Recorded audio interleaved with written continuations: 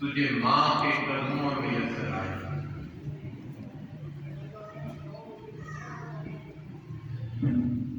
جان Michael امریکہ میں دی مدد کے نام پر ایک NGO چلا رہا ہے، جان مائیکل۔ اس کی والدہ کا ایک جملہ ہے، وہ پس منظر تو بڑا لمبا ہے لیکن اس کی والدہ کا ایک جملہ کہنا چاہتا ہوں۔ اس کی والدہ نے اپنے بیٹے کو نصیحت کی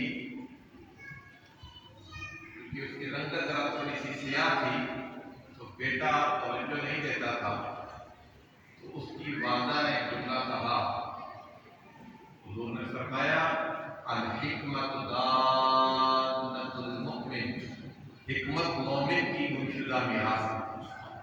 عقل کی بات جہاں سے بھی ملے، بھلے وہ غیروں سے ملے، یہ مومن کی گمشدہ میراث سے لے لینی چاہیے۔ اس کی والدہ نے کہا بیٹے، دنیا کی کوئی بھی ماں ہو بدسلوک ہو سکتی ہے لیکن کوئی ماں بری نہیں ہوتی۔ ماں ہمیشہ اولاد سے پیار کرنے والی ہے۔ رسالت پاک صلی اللہ علیہ وسلم، آپ کو پتہ ہے کہ حضور کے دنیا میں جزاگری سے قبل حضور کے والد انتقال کرتے تھے۔ طبقات ابن سعد میں ہے، یہ جو مکہ تھا یہ ملٹی کلچرل سٹی تھا، ملٹی ڈائمینشنل سٹی تھا، دنیا بھر کے لوگ وہاں آیا کرتے تھے۔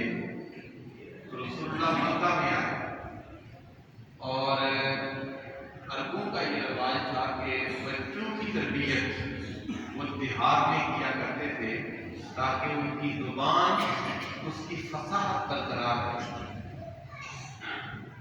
رسول اللہ صلی اللہ علیہ وسلم کو بھی مکہ سے محلہ انصاب میں لے کر حضرت حلیمہ کے دیش میں پہنچایا گیا۔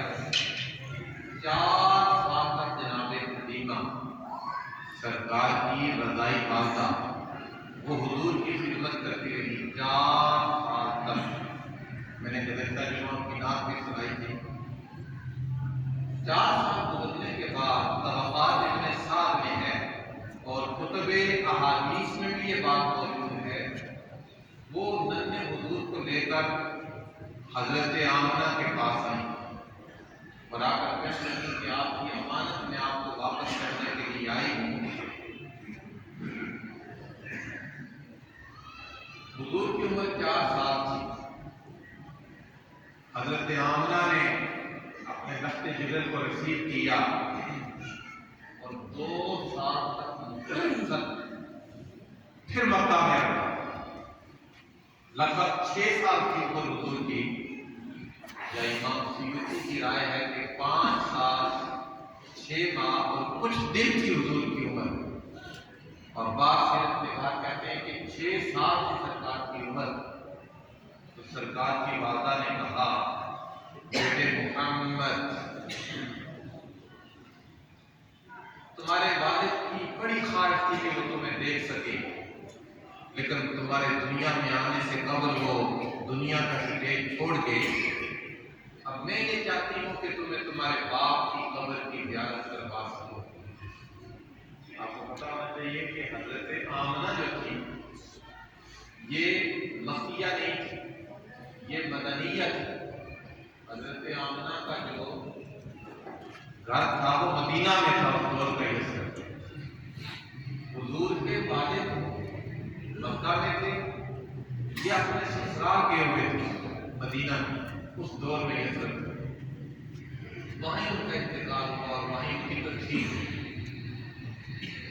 حضور کے جو ذریعات تھے وہ ہے بنو ہاشم، اور حضور کے جو ننیحال ہے نانیحال وہ ہے بنو زہرہ۔ یہ دونوں فیملیز عرب میں بڑی تکڑی فیملیز ہیں۔ بنو ہاشم بھی بڑے تکڑے لوگ تھے، بنو زہرہ بھی بڑے تکڑے لوگ تھے۔ بنو زہرہ مدینہ شریف میں رہنے والے تھے، تو جو حضور کا ننیالی خاندان تھا وہ مدینہ شریف میں۔ سرکار کی والدہ نے کہا بیٹے محمد، میں چاہتا چاہتی ہوں کہ میں تمہیں تمہارے باپ کی قبر کی زیارت کروا سکوں۔ گھر سے نکلے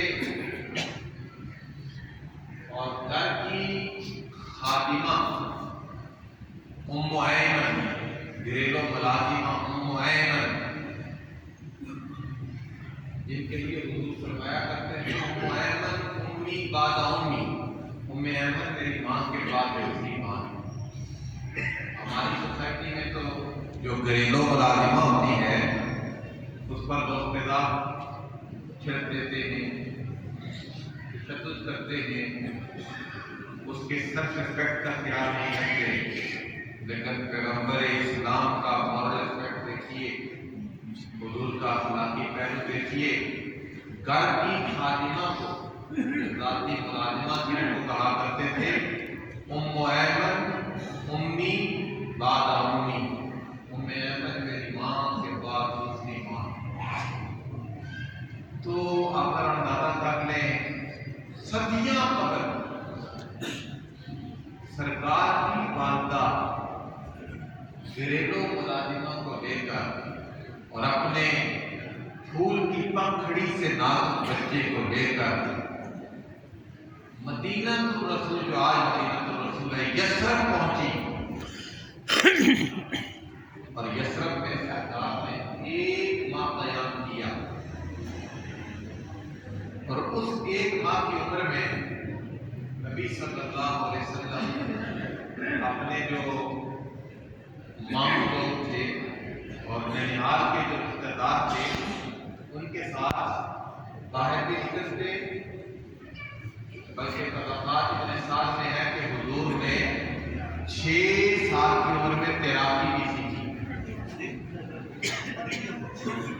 یہ کہنا ہوتا ہے کہ 6 سال کی عمر میں سیکھا، اور یہ اسی دوران 1 مہینہ قیام کیا۔ رسول پاک صلی اللہ علیہ وسلم جہاں سے گزرتے وہاں خوشبو آتی، روشنی آتی، اجالا آتا۔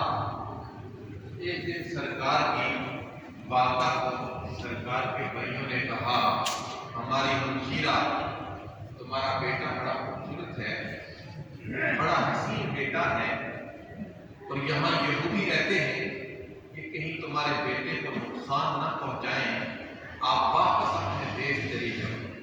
حضور کی والدہ وہاں سے چلی، مدینہ شریف سے نکلی تو ابوا کے مقام پر پہنچی، پہلے دی فجا کے مقام پر، پھر روحا کے مقام پر، پھر ابوا کے مقام پر۔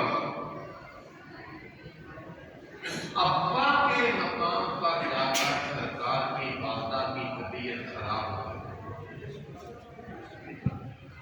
یہ کسی عام خاتون کا ذکر نہیں کر رہا، اس ہستی کا ذکر کر رہا ہے جس کی گود میں جناب محمد رسول اللہ نے حضور کی والدہ کی طبیعت خراب ہوئی۔ کیا خوبصورت جملے، حلالت کے دوران حضور کی والدہ نے خطاب کی، کہا بیٹے محمد کل حی میت، ہر ایک نے مر جانا ہے، کل جدید بعد، ہر نئی چیز میں وسیلہ ہو جانا ہے، ہر ایک نے مر جانا ہے، اور ہر نئی چیز وسیلہ ہو جائے گی۔ وَذِكْرَا بَاقٍ إِلَىٰ يَوْمِ الْقِيَامَةِ، پر میرا ذکر قیامت تک باقی رہے گا۔ کیوں؟ اس لیے کہ میں اس کائنات کو محمد جیسا حسین بیٹا دے کر جا رہی ہوں۔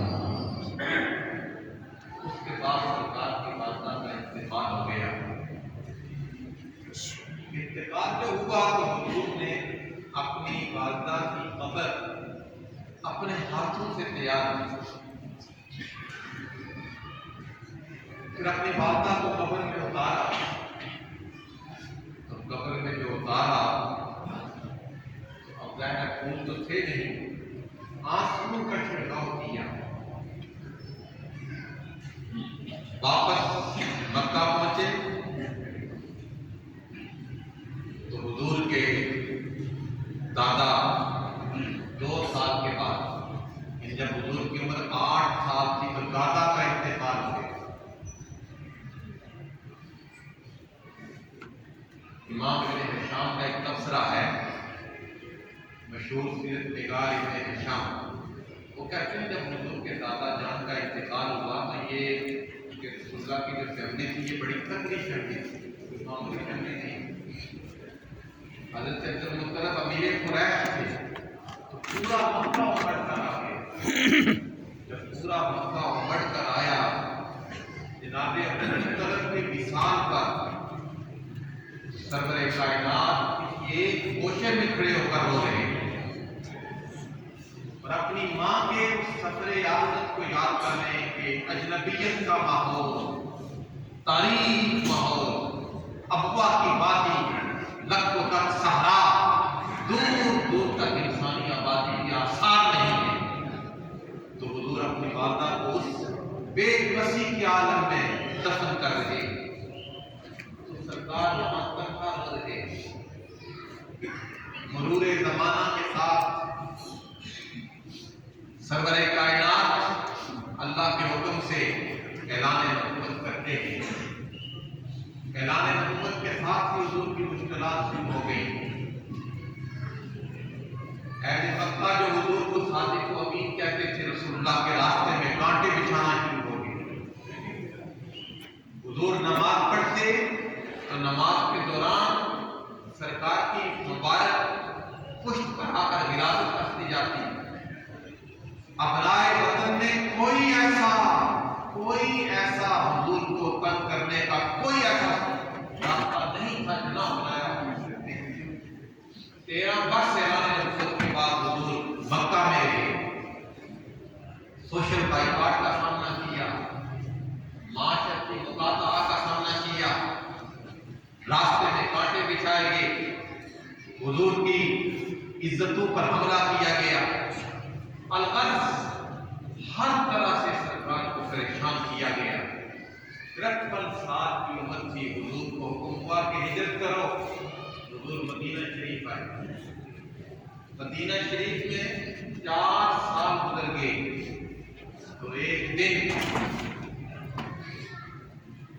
صحابہ کرام کتار اندر کتار کھڑے ہیں۔ حضور اپنے حجرے سے نکلے۔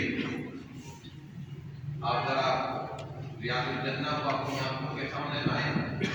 امام جب مصلی پر کھڑا ہو تو جو حجرہ ہے یہ امام کے ایکسٹریم لیفٹ پر ہوتا ہے، انتہائی بائیں طرف ہوتا ہے۔ حضور اپنے حجرے سے نکلے، صحابہ کتار اندر کتار کھڑے، حضور کا انتظار کر رہے ہیں کہ حضور آ کر نماز پڑھائیں گے۔ سرور کائنات آئے، مصلی پر جلوہ آرا ہوئے۔ جو ہی مصلی پر جلوہ آرا ہوئے، صحابہ کی نظر حضور کی آنکھوں پر پڑی، حضور رو رہے ہیں، حضور آنسو بہا رہے ہیں۔ صحابہ نے عرض کی، یا رسول اللہ آپ کاہے کے لیے رو رہے ہیں؟ حضور نے فرمایا، تازہ ہوا کے جھونکے کی طرح میرے پردہ خیال میں میری والدہ کا سفر آخرت ہو رہا تھا، ماں کی ممتا کو یاد کر کے رو رہا تھا۔ اس کے بعد فرمایا، کاش میری والدہ زندہ ہوتی، وَأَنَا فِي صَلَاةِ الْعِشَاءِ، اور میں